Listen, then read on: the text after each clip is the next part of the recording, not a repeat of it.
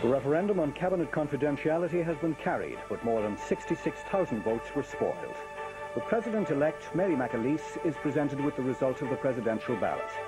And Irish truckers flee France ahead of tomorrow's lorry drivers' strike.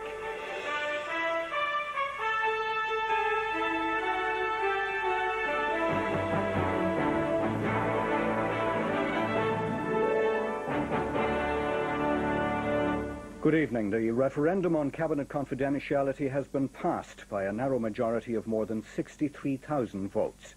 8 of the 41 constituencies rejected the amendment. A total of 632,777, or almost 53%, voted yes, while 569,175 voted no. Spoiled votes totaled more than 66,000, the highest number of spoiled votes in 25 years. The amendment will allow cabinet confidentiality to be breached in a strictly limited circumstance, relating mainly to the work of tribunals of inquiry. Only a handful of people were present when National Returning Officer Peter Green declared the final referendum result in Dublin Castle. The proposal to marginally relax cabinet confidentiality to facilitate mainly tribunals of inquiry was carried by 52.5% to 47.5%. The winning margin was 63,000 votes, but 66,000 votes were spoiled. That's led to criticism from county officials and others that the main political parties failed to inform the public about the proposed amendment. John Gormley of the Greens, who was the only politician present for the result declaration, said it was a black day for democracy. The opposition parties and the government parties, 5 traditional parties, have adopted a very cavalier attitude to the Constitution. They have advocated a yes vote, and I think they have misinterpreted deliberately the McKenna judgment, which talked about providing information equally to both sides. What they've done is actually provided biased information in the past, and now that they can't provide biased information, they've decided they're not going to give any information, and that's reflected in the number of spoiled votes because people simply didn't know what this amendment was about.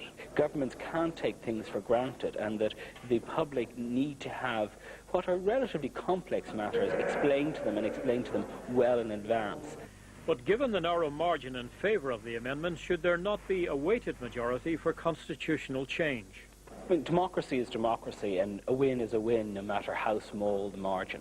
I think that, however, it is unsatisfactory that there was such a high level of voter confusion, and that's reflected, of course, in the comments of the returning officers, and indeed in the very large number of spoiled votes. However, the government rejects any suggestion that it failed to inform the electorate about the referendum. The McKenna judgment precludes the government from taking one side or the other in putting the issue before the people. There was an ad hoc commission set up who put both sides of the argument, and it was up to people to make up their mind. I'd have to say that I think that the problem of spoiled votes and probably the lower turnout in relation to the referendum was simply because people weren't very engaged of this particular issue of cabinet confidentiality. Noel Dempsey said he would be prepared to look at how groups for and against a referendum proposal might be funded, but he warned there was only a limited amount of money available. The President-elect, Mary McAleese, has been presented with the official results of the presidential election. The ceremony took place at Dublin Castle today. Afterwards, Professor McAleese told reporters that, like her predecessor, she would have a light in the window of Áras an Uachtaráin. The morning after the night before at Dublin Castle. Last evening, Mary McAleese arrived at the castle in a Fianna Fáil party car. Today, the trappings of state had taken over, and she arrived in an official car along with the presidential security detail. Inside in the drawing room of the castle, the first official ceremony for Professor McAleese, the handing over of the result of the presidential ballot.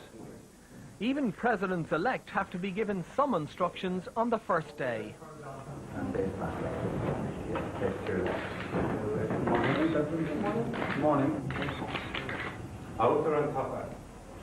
Pakiran and Papa Shop Portet. Town Chorus Taukan Lutheran. A Cortora Taukan Yudin. What seemed like a smooth handover of the official communication by Lieutenant Colonel Des Johnston didn't satisfy the media, and they asked for history to be repeated for the cameras. Molly, you can't do history twice. No, of course you can. Molly. Wally, can you move back a bit? Just get into hold. Yeah, just there. Right.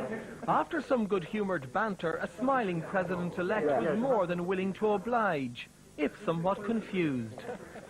Later she spoke to the media, first about the celebrations of last evening. All the family were there, as you know, and they had a wonderful night. It was a great night of celebration, and I think everybody, the form, just the humour, the crack was very good. Now, what type of messages have you received from people? What type of people have been Well, we've had a lot of congratulations, you can imagine, and the phone hasn't stopped, and the letters have been piling in. And particularly nice also to hear a special word from Mary Robinson from New York. That was lovely. And like her predecessor, Mary McAleese says she will be putting a light in the window of the Oris. That the particular lantern that I'd like to use and to light is one that was given to me by a friend, David Hammond, from the other side of the traditional community in Northern Ireland, two traditions in Northern Ireland. And he gave it to my children to light their path in County Roscommon, and I think it'll be a very good use to put to it, and he's particularly pleased. For the next week or so, Mary McAleese will be preparing for her inauguration and for the family move from Rostrevor to Oris to Nucaron.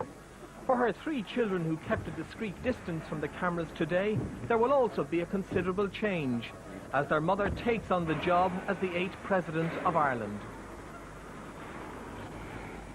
Pledges